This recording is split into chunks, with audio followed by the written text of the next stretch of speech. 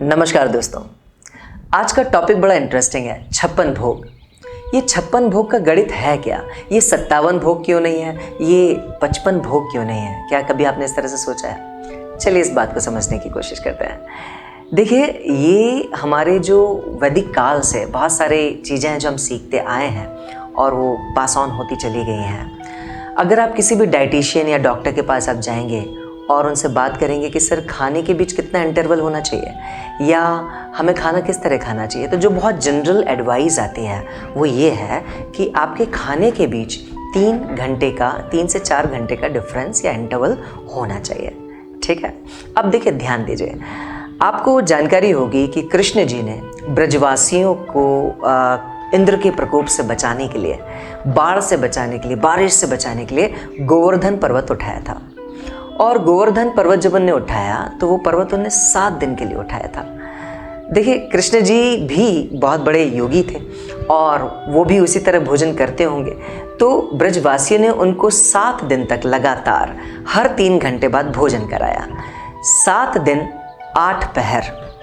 अब ये बात 8 पहर क्या होता है, पहर समझिए। देखिए, सुबह 6 बजे से 9 बजे तक पहला पहर, 9 बजे से 12 बजे तक दूसरा पहर। इसलिए जब दिन के 12 बजते हैं तो हम बोलते हैं दोपहर हो गई। दोपहर के बाद दोपहर 12 बजे से 3 बजे तक तीसरा पहर हो जाता है और फिर 3 बजे से 6 बजे तक चौथा पहर। तो दिन के 4 पहर, रात के 4 पहर, इस तरीके से देखा जाए तो 8 पहर होते हैं। क्योंकि गोवर्धन पर्वत उन्हें 7 दिन लगातार उठाया तो उन्हें ब्रजवासियों ने लगातार खिलाया या फिर उनने हर पहर खाया, तो 7 दिन 8 पहर, 7 8 56, यानी 7 8 56। वहां से इसका गणित है 56 भोग। एक्चुअली मैं बात क्या कहना चाहता हूँ, 56 भोग का मतलब ये नहीं कि आप बहुत पकवान बना बना के तेल भरा और बहुत सारा खाना खाएं। 56 भोग का एक्चुअल मीनिंग है वैरायटी ऑफ फूड। आप जब डॉक्टर से कंसल्ट करेंगे तो वो भी यही बोलते हैं, आपको वैरायटी ऑफ फूड खाना चाहिए। आपको एक ही जैसा भोजन नहीं करना चाहिए। आप एक ही तरह की दाल साल भर खाते हैं, आप एक ही तरह का आटा साल भर प्रयोग करते हैं, तो ये आपकी सेहत के लिए नुकसानदायक है। आपकी बॉडी को सारा प्रोटीन, कैल्शियम और जितने भी विटामिन और उसके साथ साथ न्यूट्रिएंट्स हैं मिलने चाहिए।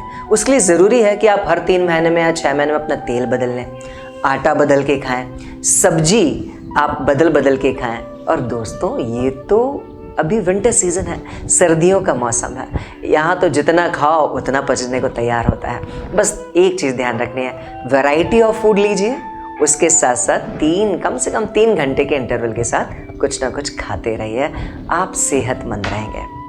आजकल देखने में आता है कि बहुत ज़्यादा चलन है पिज़्ज़ा, बर्गर, हम मैदा खा रहे हैं, बहुत सारा मैदा खा रहे हैं, बहुत तेल खा रहे हैं, बहुत नमक खा रहे हैं। Guys, there has to be balance, right? Balance होना बहुत ज़रूरी है।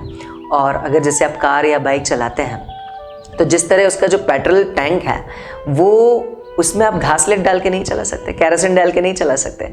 इसी तरह आपकी पूरी बॉडी का जो एनर्जी टैंक है वो आपका स्टमक है। उसमें कुछ भी डालने के पहले सोचिए मुझे क्या खाना है, क्या नहीं खाना है।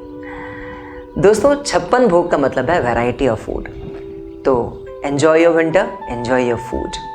आप 56 भोग लगाएं, ईश्वर को चढ़ाएं, ईश्वर को साक्षी मानते हुए भोजन करें। हाँ, और एक और बात, हमारे पूर्वज हमें सिखाते आए कि जब भी हम भोजन करते हैं तो हमको टीवी नहीं देखना चाहिए, हमें बात नहीं करना चाहिए, हमें इधर उधर ध्यान नहीं देना चाहिए। बिल्कुल सही बात है। देखिए, जैसा हम सोचते हैं, जैसा हमारा बॉडी रिएक्ट करती है, उसी तरह के हार्मोन्स हमारी बॉडी में रिलीज होते हैं। मान लीजिए आप कोई टीवी में प्रोग्राम देख रहे हैं, बड़ी नेगेटिव सिचुएशन है, फाइटिंग सिचुएशन है, वायलेंट सिचुएशन है, उसी समय आप भोजन भी कर रहे हैं। तो जब आप टीवी पे वो देख रहे हैं और उसी तरह के इमोशंस आपके हैं, तो खाने के साथ भी वही हार्मोन्स आपकी बॉडी में, स्टमक में जा रहे हैं और उसी तरह का आप सोच आपकी पैदा होने लगती है। ऐसा कहते हैं, जैसा होगा अन्न वैसा होगा मन। तो जब खाएं तो मन लगा के खाएं, बड़ी हनुमान जी की तरह खाओ, फील करते हुए खाएं, है ना। उस भोजन को आनंदित रूप से लें, वो भोजन आपके शरीर को लगेगा। और जब आप स्वस्थ रहते हैं, अच्छे से भोजन करते हैं ना, तो आप स्वस्थ रहते हैं, और जब आप स्वस्थ रहते हैं तो आप प्रसन्न होते हैं, है ना। बहुत छोटा सा गणित है। तो 56 भोग एंजॉय कीजिए, have variety of food. and enjoy your food. Happy winters to you. Namaskar.